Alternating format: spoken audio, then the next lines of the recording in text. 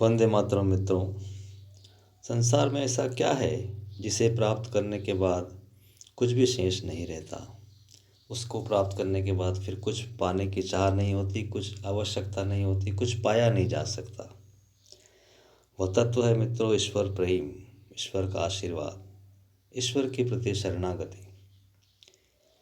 लेकिन उसको कैसे पाया जाए, कैसे हम ईश्वर की प्रीति के पात्र बन सकें, उनका प्रेम और उनकी करुणा के पात्र बन सकें।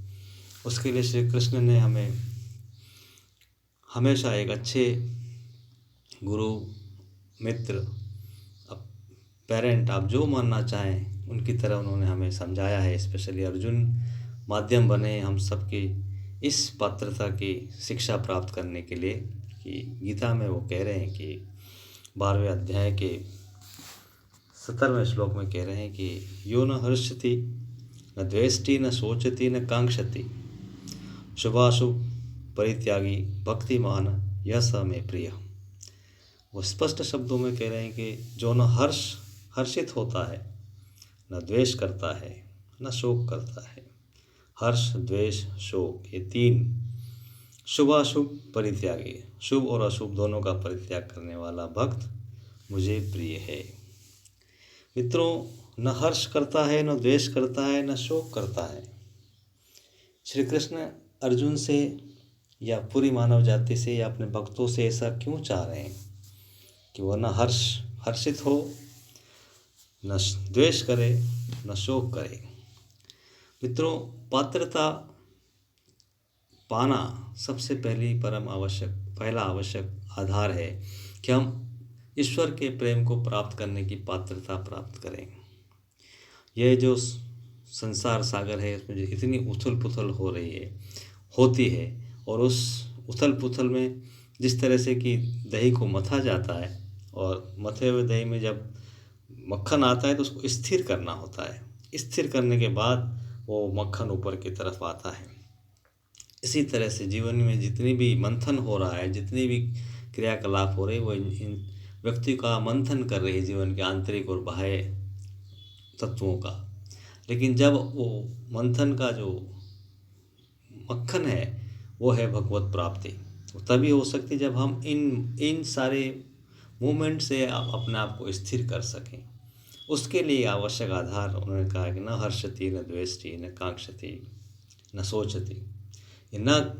ये सब काम न करने वाला व्यक्ति मुझे प्रिय है, क्योंकि ये आधार बनेगा, ये एक कम्युनिकेशन चैनल बनेगा ईश्वर की तरफ जाने का और उनकी प्रेम पाने का।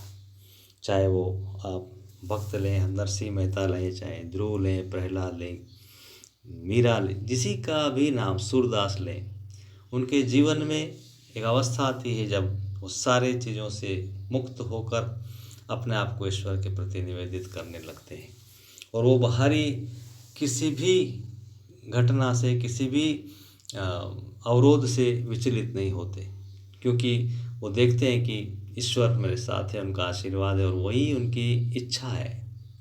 अर्जुन तभी पात्र बन सका, तभी योग्य बन सका जब उसने सब कुछ देखने समझने के बाद फिर कहा कि करिष्ये वचनम तव, अब मैं आपका वचन का पालन करूंगा। मुझे सब कुछ अब समझ में आ गया है कि आप क्या हैं और हमें क्या करना है, मुझे क्या करना है। तो उनके लिए इस जीवन में ईश्वर को प्राप्त करने के ये सबसे मुख्य आधार बिंदु है। इस अध्याय में श्री कृष्ण हमसे कह रहे हैं कि किस तरह से हम उनके प्रीति के पात्र बन सकते हैं, उनके प्रेम के आशीर्वाद के पात्र बन सकते हैं, कि हमें इन तत्वों से, इन द्वंद्वों से अपने आप को मुक्त करना है।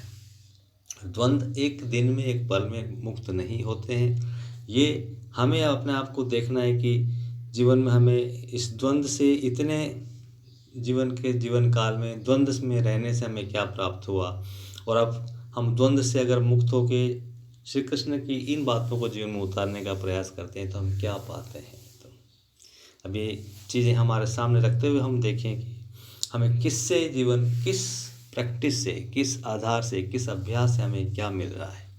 जो हम अभी तक कर चुके हैं उससे हमें क्या पाया, और हम 1 दिन, 2 दिन, 6 महीने, साल भर ये प्रैक्टिस करें कि हम हर्षित हो रहे हैं, क्रोधित हो रहे हैं, उद्वेलित हो रहे हैं, शोक कर रहे हैं, और हम इसके ऊपर उठते हुए इन चीज़ों से भगवान को निवेदित करते हुए इनसे स्थिर होके, शांत होके इस चीज़ को गुजर जाने देते हैं, तब क्या होता है मित्रों? किस तरह से आप धीरे धीरे धीरे उस दिव्य चेतना में, दिव्य आलोक में, ईश्वर के आशीर्वाद में उठने लगते हैं। और फिर ये सब घटनाएं, जिस तरह से नाव में बैठा हुआ व्यक्ति, चाहे तूफान आता है तब भी वो सुरक्षित होता है नाव में, और नाव धीरे धीरे धीरे उसको किनारे लगा देती है। यही भक्ति के आधार है मित्रों, कि श्री कृष्ण हमसे चाह रहे हैं कि हम ये कुछ तत्व हैं जिनको समझें और उसको जीवन में उतारें। और कोई शॉर्टकट नहीं है मित्रों, जीवन में किसी को भी शॉर्टकट नहीं मिला है। कोई भी भक्त को उठाइए, उसके जीवन में सरल सीधी रेखा से कुछ प्राप्त कर लिया है, इट्स इम्पॉसिबल। व्यक्ति को तैयार किया जाता है, पात्र बनाया जाता है।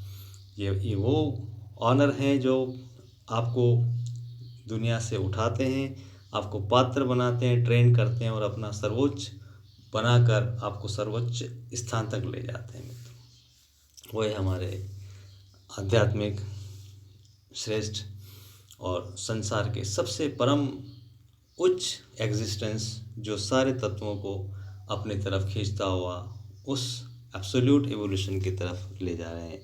भगवान श्री कृष्ण कहें, आप अपने राम कहें, आप जिस इष्ट देवताओं को मानते हो, सब यही उनका मिशन है।